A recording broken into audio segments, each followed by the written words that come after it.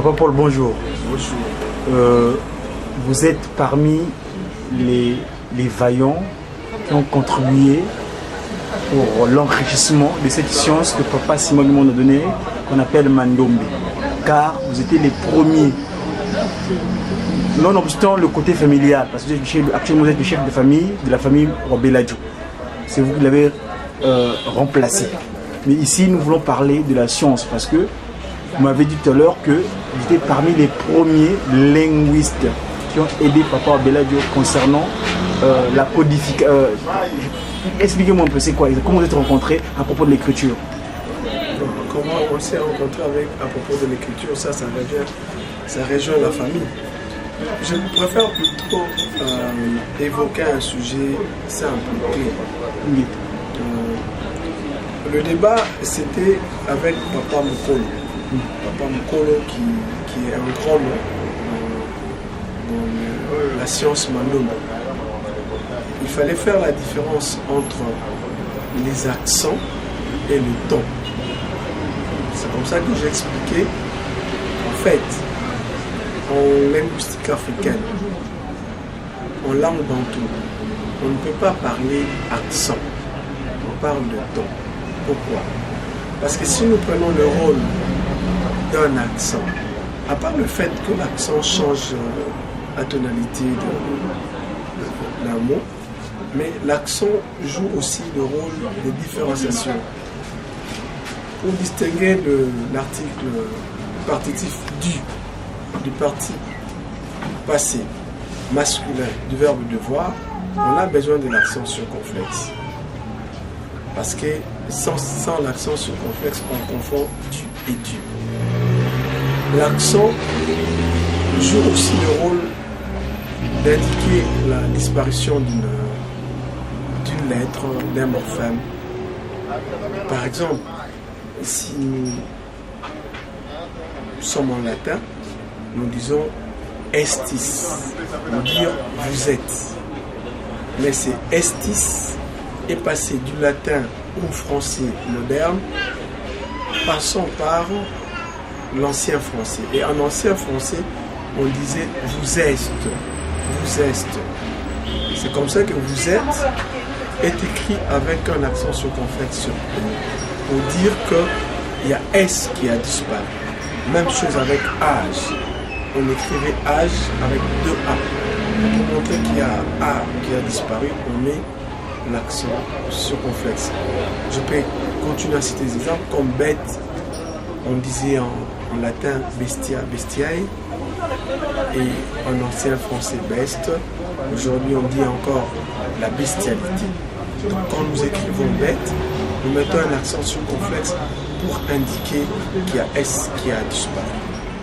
Mais c'est une réalité qui n'est pas nôtre, qui n'est pas bantou. Parce qu'en langue bantou, il n'y a pas d'accent. Même pour signaler l'amouissement, la disparition d'une lettre, on n'utilise pas un accent. Mais il y a une occlusion. Par exemple, si nous partons du proto-bantou jusqu'au Congo actuel, vous verrez que le terme femme est traduit par mukento. Les manières la traduisent correctement. Mukento. Mais quand vous évoluez, vous êtes sur les Ndibou, on dira mukento. Cette occlusion au niveau de mukento, c'est simplement une manière de signaler qu'il y a ou qui a disparu. C'est ça la grande différence. Je sais que certaines personnes ont tendance à mettre un symbole qui est très proche de l'accent, mais ce n'est pas un accent. Chez nous, on parle d'une autre réalité, les tons. Les tons pour indiquer les différents niveaux de prononciation d'un mot. Quand je dis tout, ce sont les mêmes lettres que vous utilisez, mais dans la prononciation, il y a des différences. L'une tout, donc pour siffler. Tout, c'est le bambou. Tout, c'est la souris. Tout va, tout. Donc, la souris sur un bambou dans la bouteille. Ça, c'est le ton. Alors, chez nous, en langue bantou, les tons porte un sens. C'est comme cela qu'on a la notion des tonèmes. C'est-à-dire qu'on peut avoir le même lettre, mais avec une différence au niveau de ton. C'est qu'on ne trouvera pas en français. Niveau de ton. C'est valable en lingala, en tout cas. Moto, moto, moto, moto, moto. L'homme, la tête, le feu.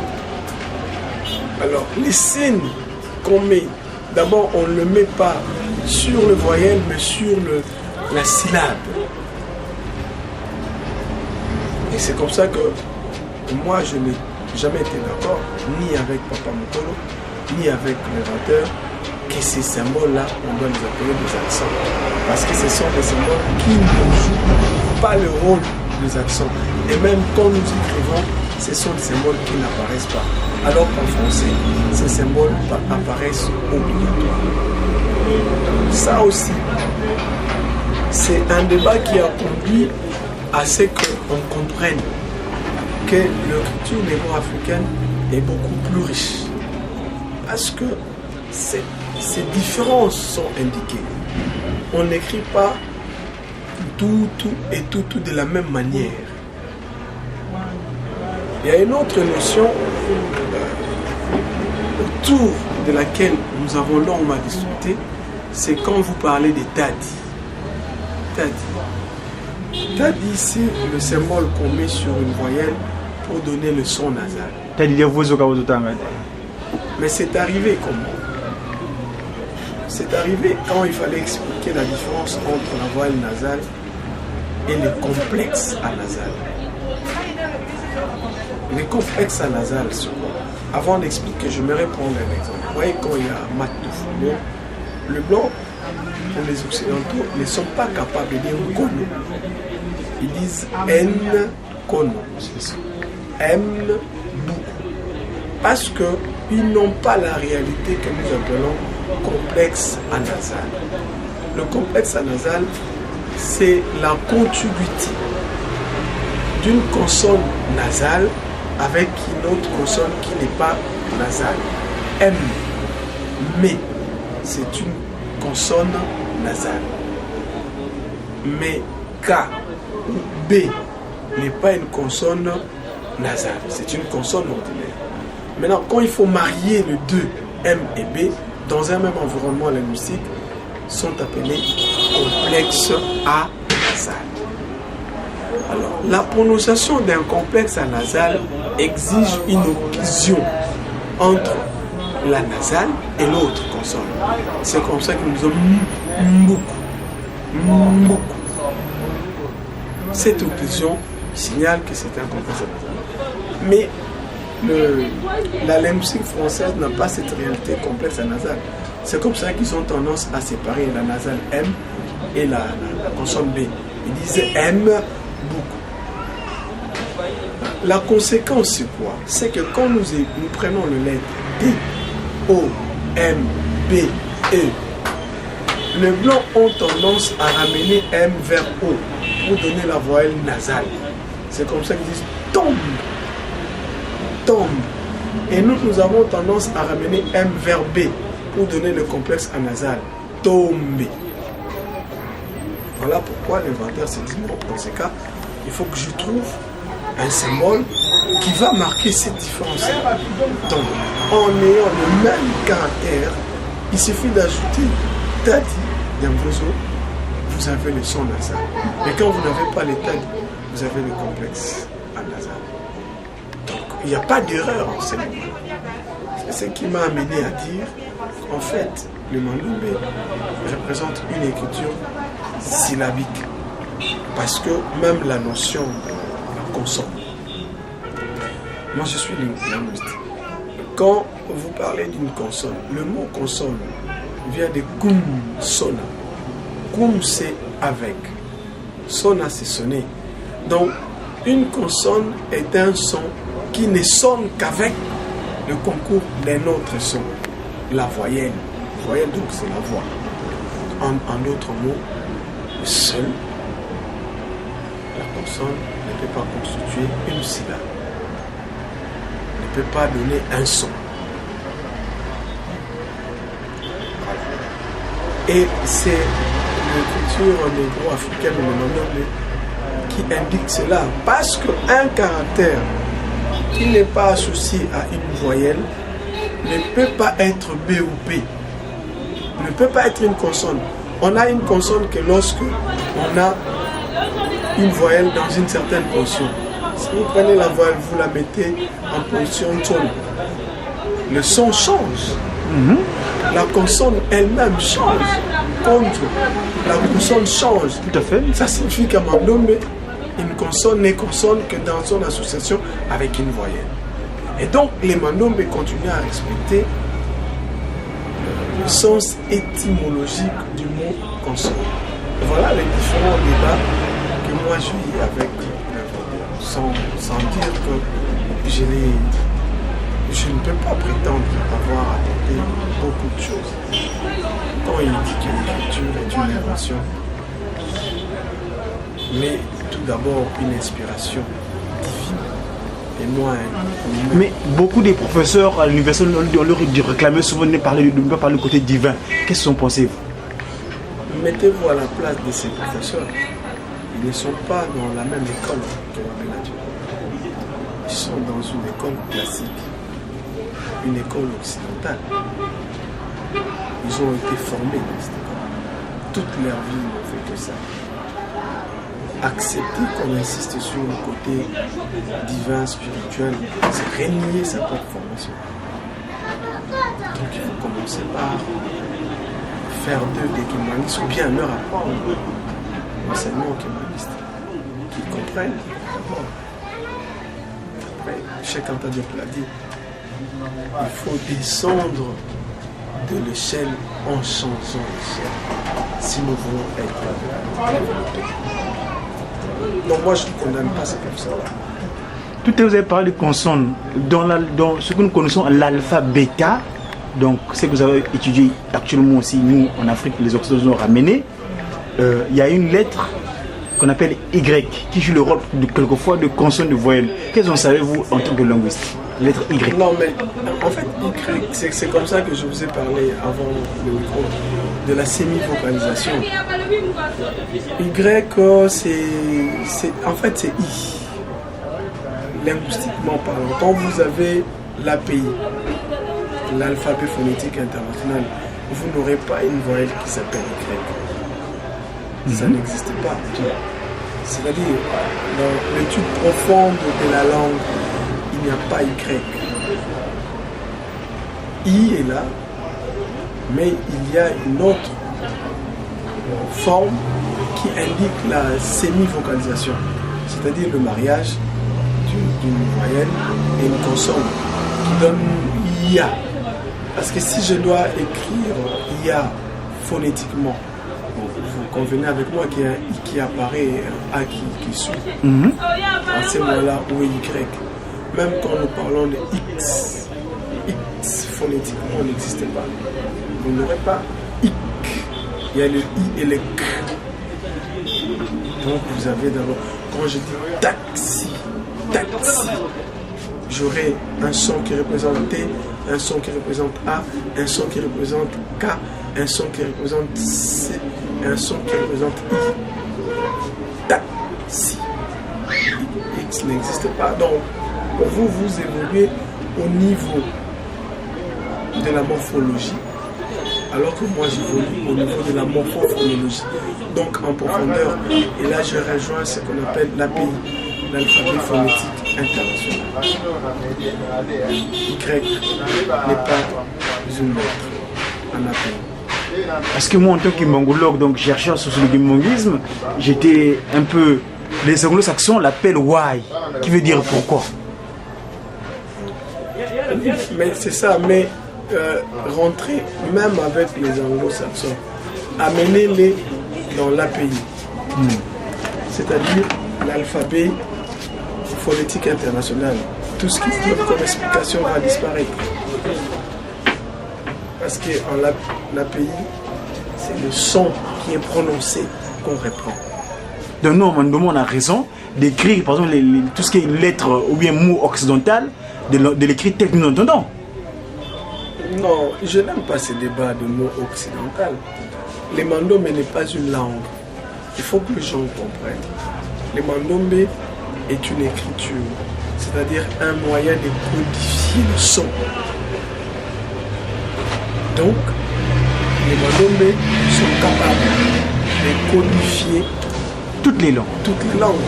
À partir du moment où ces langues produisent des sons. Il faut faire cette différence, son et langue.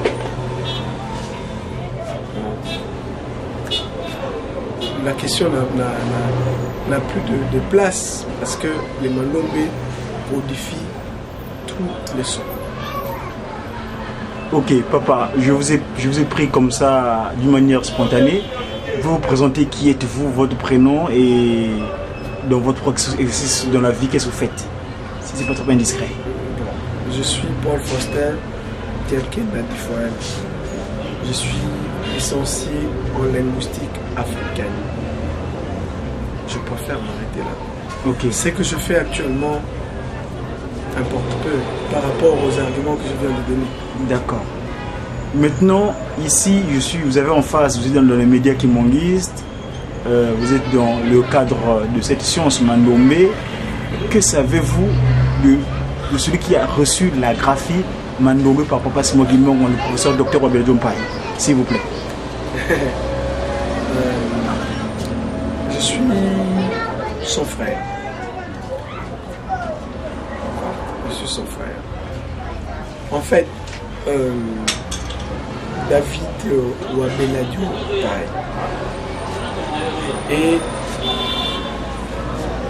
les garçons, l'aîné de tous les garçons, était l'aîné de tous les garçons de ma famille. Sa mère, Vumi Wanzambi, est l'aîné de la famille Lombo. Lombo, c'est ma grand-mère, la mère de ma mère. Ma famille, c'est lui qui était l'aîné. Après les oncles, c'était lui. Je ne l'ai jamais su, mais il me le disait souvent. Après lui, en âge, pour les neveux, c'est moi. Aujourd'hui, tous les oncles sont morts. Quand je dis tous les oncles, je ne vais pas blesser les gens. Mais les oncles qui descendent de l'homme sont morts. Donc, dans la lignée de l'homme, c'était lui, l'aîné. Mais il est mort, donc c'est moi qui suis resté aîné. Voilà les relations. Vous êtes bien de quel village? Ngombelu Tété? Parce que moi je me souviens, lors de nos pérégrinations avec Papa Beladio, il me parlait de Ngombelu Tété, et quand on a ramené effectivement en Kamba en avril 2013, on a fait une escale dans un village qu'on appelle Ngombelu Tété. Qu'est-ce que c'est quoi Ngombelu Tété? Quand vous êtes à Gombe-Matadi, vous dépassez Gombe-Matadi, il y a un village qu'on appelle Manzangombe. Manzangombe. Oui.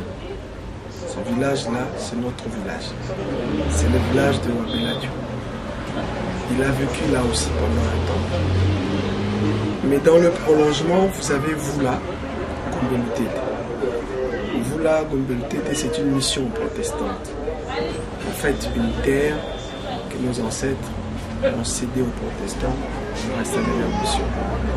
Mais c'est aussi nous qui nous retrouvons à Gombe-Matadi à partir de Loissy jusqu'à Tombe. C'est notre terre.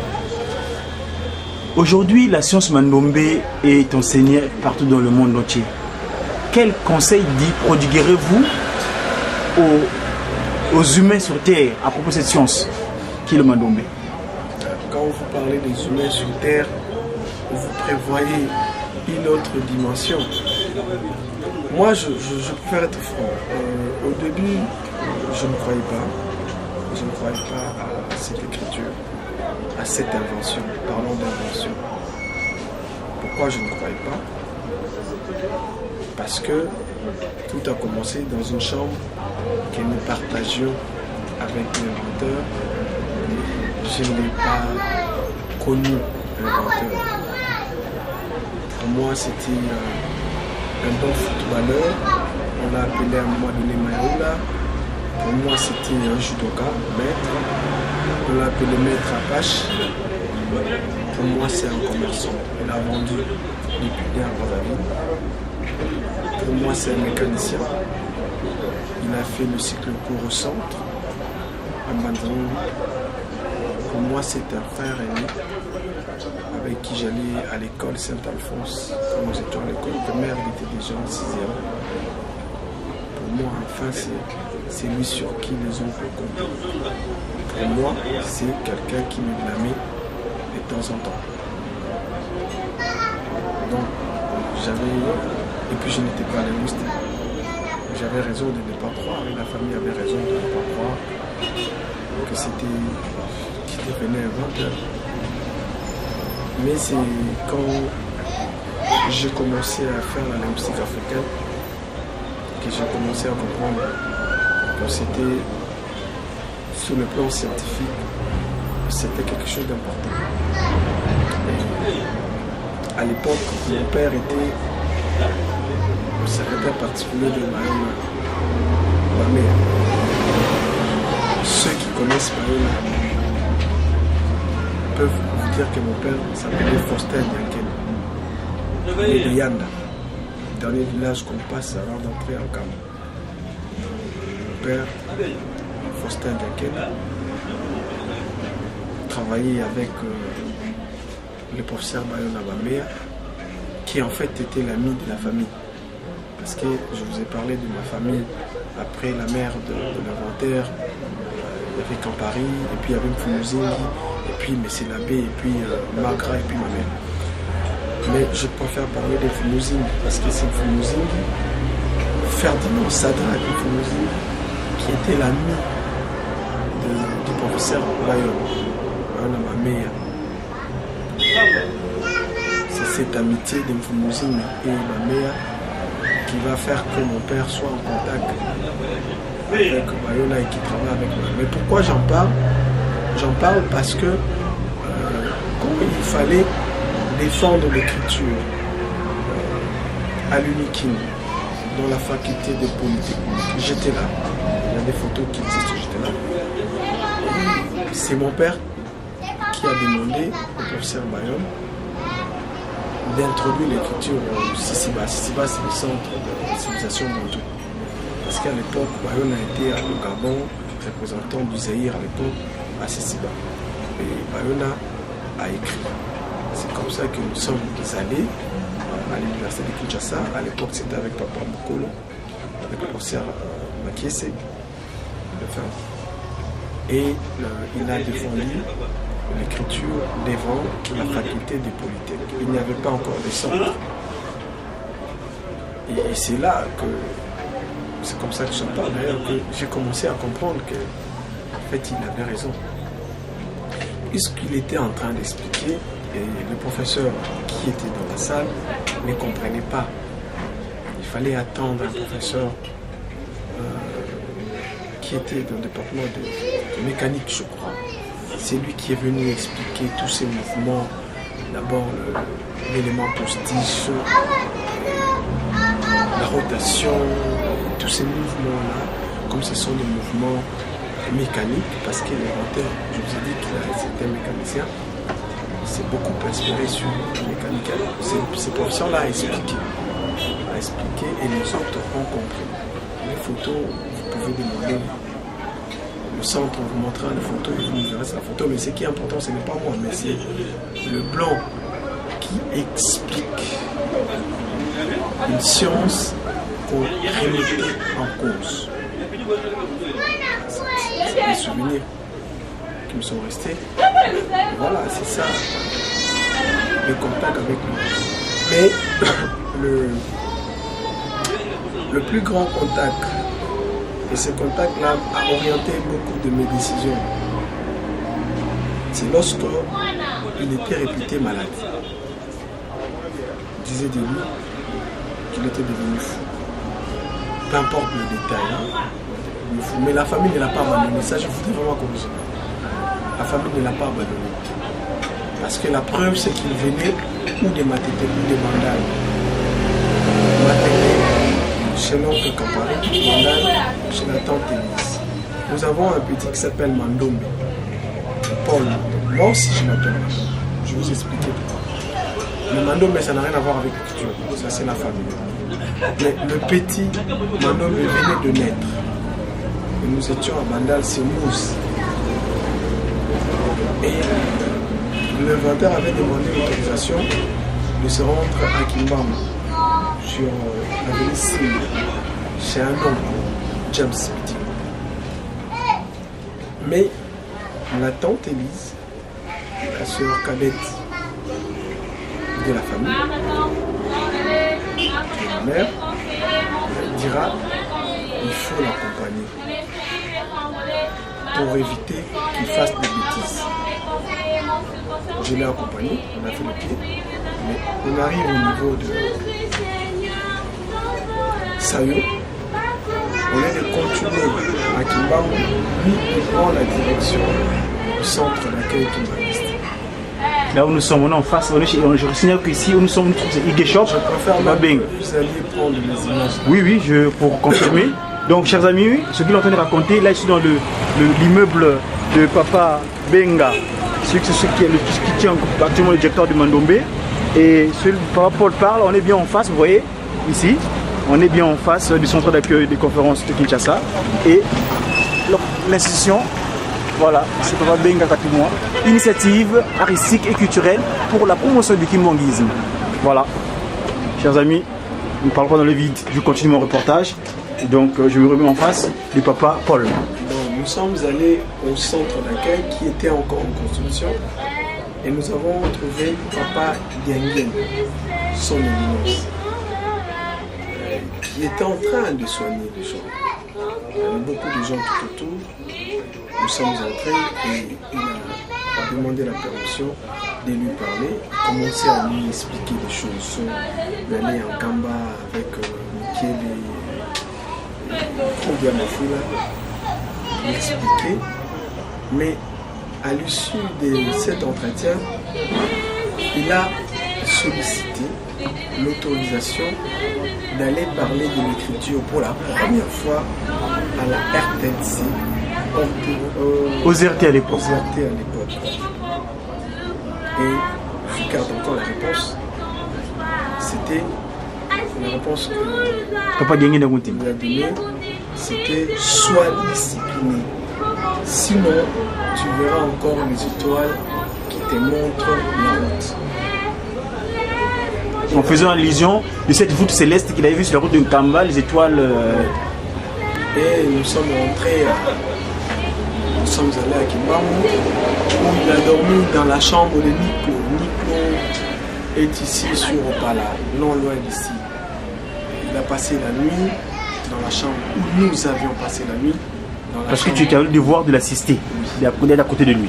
Dans la chambre de Nico. Ah non, quelle année s'il vous plaît, juste pour la précision historique? J'étais encore à peu près enfant, je crois que c'était 78, 77, quelque chose comme ça. D'accord, donc dans la chambre, allons-y. Mais Nico doit avoir des précisions. Voilà, donc ça c'est des souvenirs qui me sont restés. Et c'est au nom de ces souvenirs-là. Parce que c'est ce jour-là que j'avais compris qu'en fait le message en sourdine, que l'écriture ne lui appartenait pas.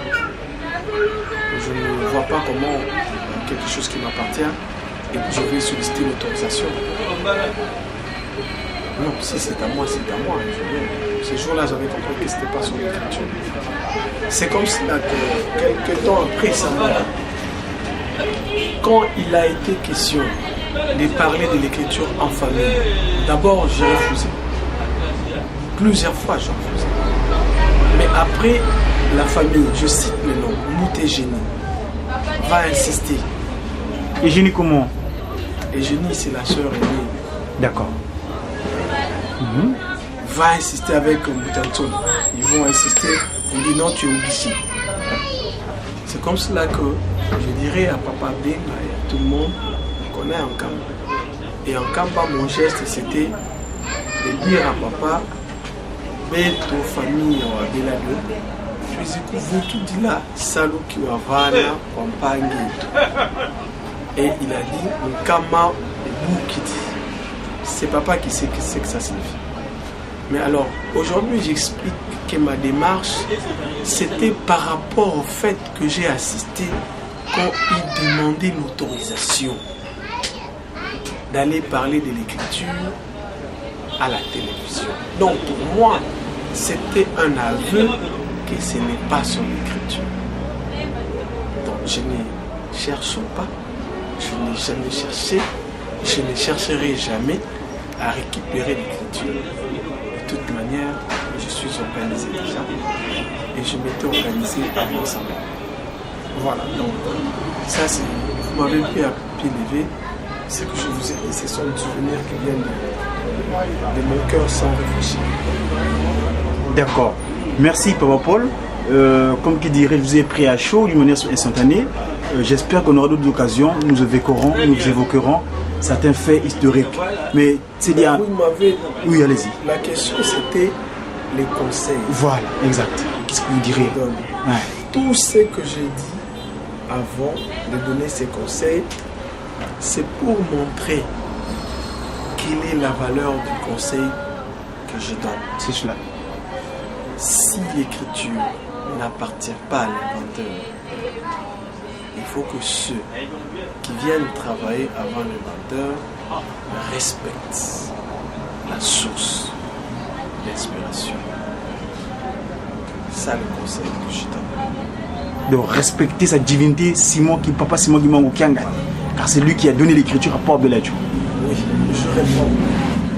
Parce que tout ce que je vous ai dit, c'est pour que vous compreniez que moi je suis arrivé à la conclusion que lui-même savait que c'était pas son écriture.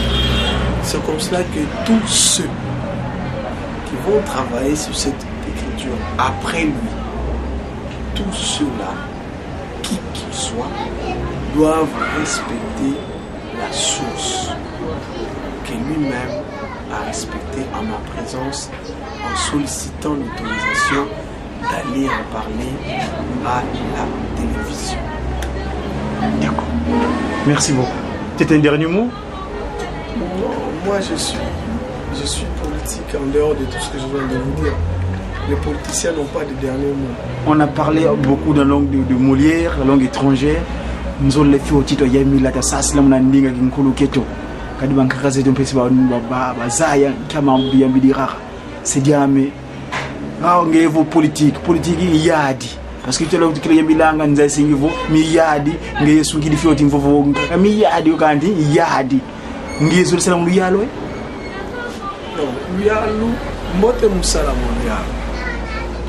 Yalo, Kassabufo, tu n'hésites pas si tu as vu. Ah oui, quand vous avez des politiciens qui ont venu à la politicien donc c'est-à-dire,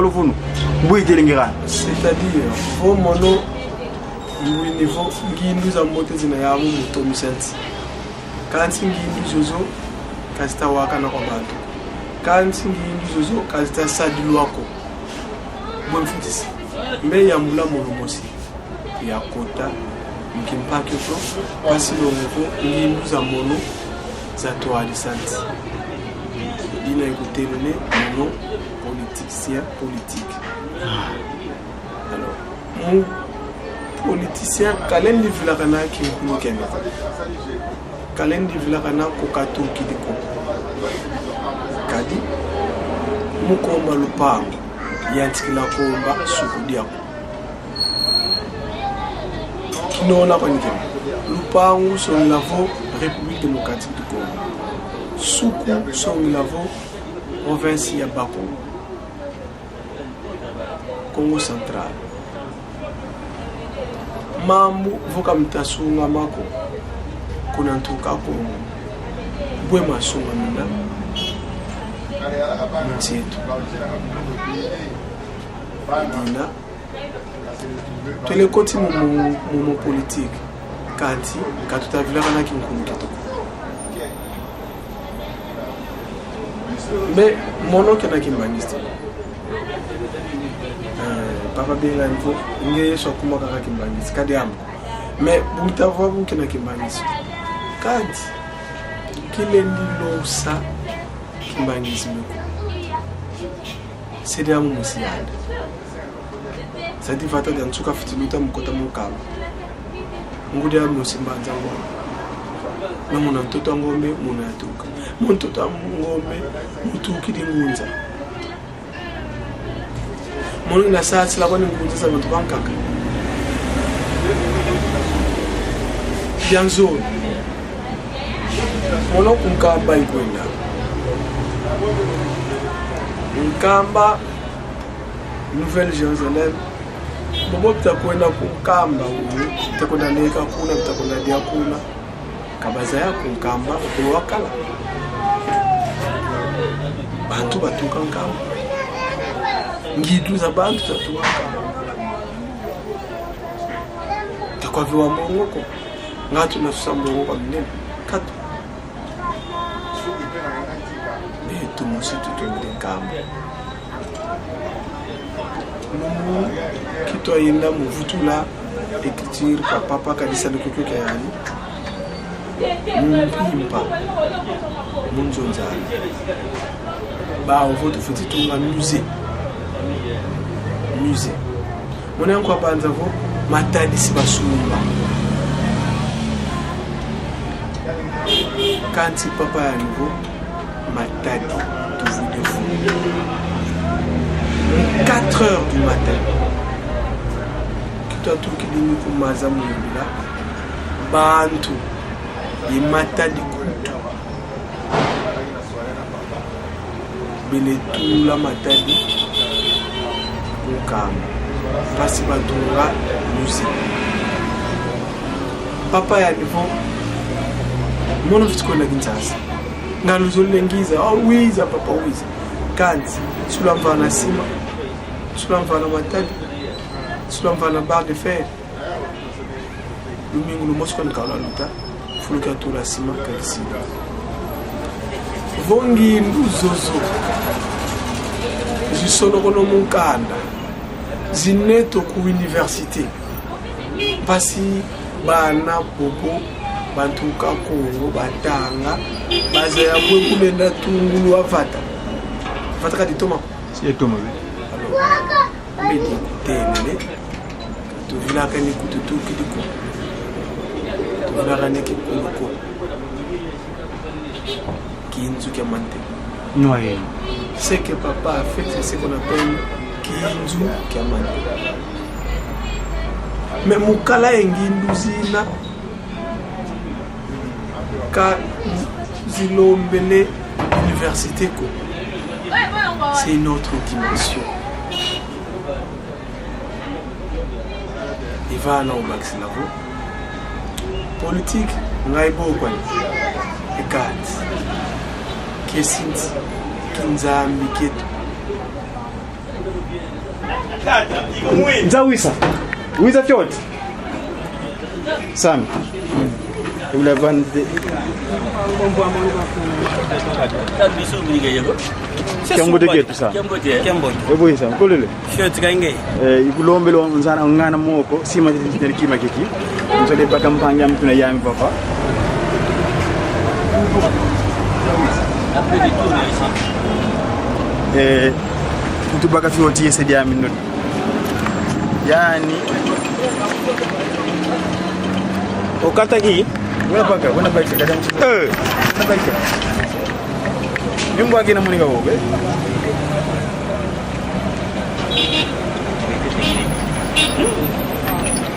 Wewe wana be? Munu kiki twena muma mukimbangu muna ngokilanga vo lumbu kya sona kansona twena wuru. Kya kitatuko? Kanzore. Zore. Nsona. Puis dirara tolu sur le mois villa kadi at kedi ngi expliquer to ba ngi nouveau puis afuka na kati fumo longo bul sur loi lui qui va va bien vite ça mais nyangal bat